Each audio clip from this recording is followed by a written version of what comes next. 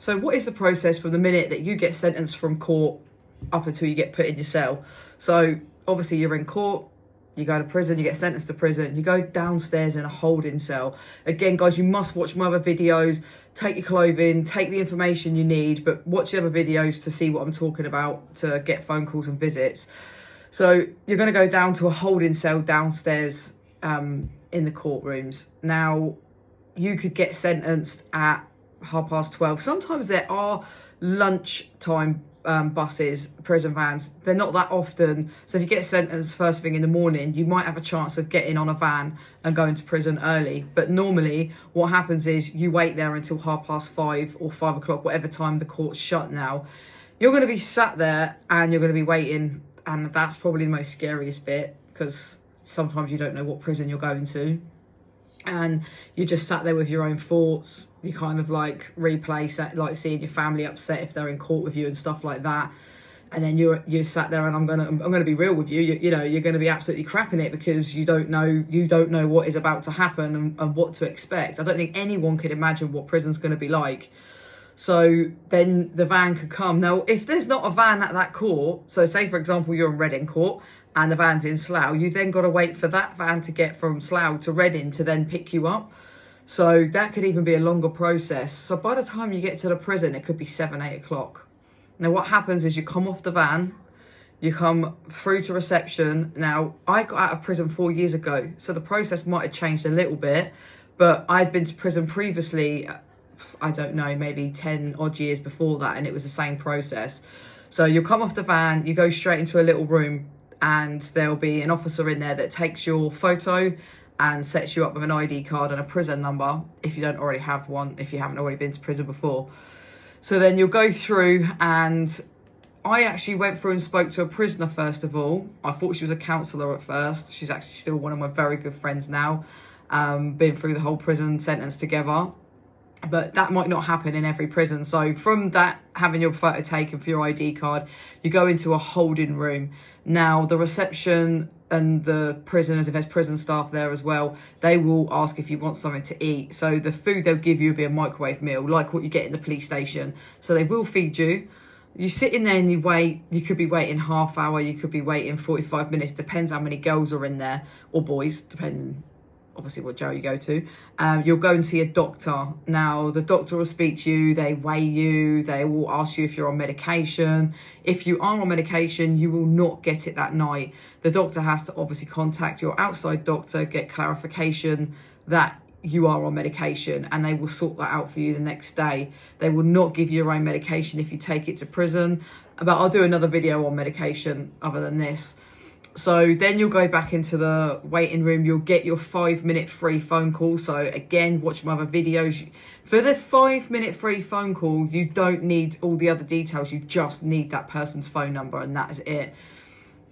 And it goes really quick. You think 5 minutes sounds like a long time, and it's really not.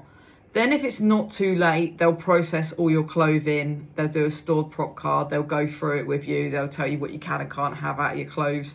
And then you'll sit there, and then you'll be waiting to be taken back to your cell. I mean, I worked as an induction worker as well, so we could go up there at like 6 in the evening, and sometimes we wouldn't get back to our cell till 12, 1 o'clock in the morning. So it can be a long process. It really depends how many women come in that day. So sometimes it'll be quick, sometimes it won't. And then what will happen is an officer, and it should be induction workers that are prisoners as well, will take you back to your cell. And if you're going there as well, you need to make sure straight away, if I was you, that the TV works, because sometimes you'll go in and there'll be no aerial, someone's stolen the aerial, or you'll switch your TV on and it is cracked. Now, as an induction worker, we wouldn't leave the cell until we made sure that the prisoner had their pillows, a quilt, toilet roll, and obviously their TV work, because there's nothing worse than going into prison on your first night and being left with your own thoughts. I mean, I couldn't really watch TV. I think my head was just going in overdrive, but a lot of people will want the TV as a distraction. It is your right to have these things. And if you really don't think you're going to cope without a TV, then make sure that it works before the officer leaves you in that cell. And it'll be really quiet, really quiet. I mean, my first night, other than this one woman, she was screaming and kicking the door, and it went on for hours and hours. But in the gaps of where she stopped, like, you could literally hear a pin drop. And then in the morning, I've said it a million times, I'll say it on interviews, I'll say it on like podcasts and stuff like that I do of my own channel. When they open the doors, it is like letting the animals out the zoo. The noise is horrendous, and I think that is probably more scarier than when you get taken to yourself, because everyone's locked in. I mean, it might have changed now. Some prisons, they were like 6:30, some were 7:15, they'd lock you in, and after that, no one's out of their cell. So it would be dead quiet. But yeah, when them doors open, I was scared. I never sugarcoat it. I don't pretend to think that, like, for people to think that I wasn't. I was petrified.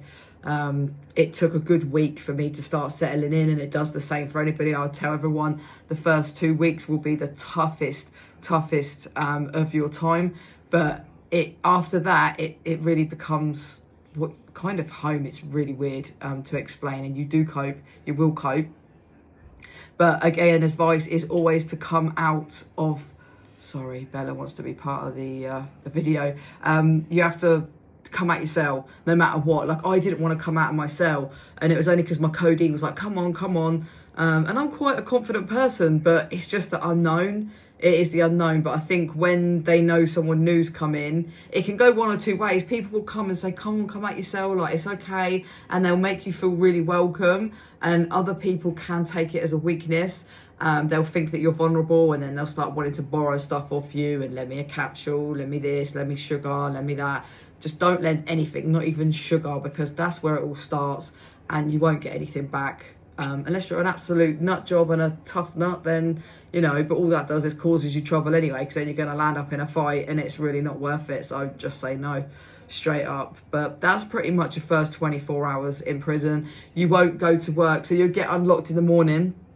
If you haven't got a shower in your room, you'll go get your breakfast, you'll be able to have a shower, and then whilst everyone goes back to work, you'll be locked in again until lunchtime, and then you'll come out for however long it is, about 45 minutes to an hour. It might have changed now, and then you'll get locked back in until, for the afternoon work, until the evening when it's dinner time. Then you'll be allowed out again, and then bang up.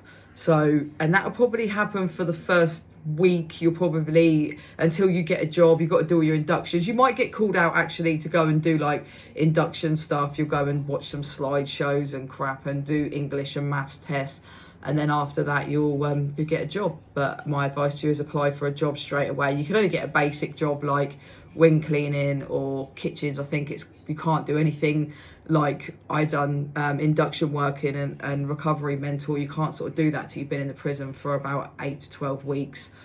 But yeah, it is going to be scary, it is tough, but trust me, you'll settle before you know it. And if you know all this information as well, if you're watching this will make it easier. Hence why I do the channel, is because when I was in prison, so many girls said, I Googled it, there was nothing about prison before I came in. And there's so much information that you do need to know. And if you have any questions, please feel free to comment, and I'll answer as quickly as I can.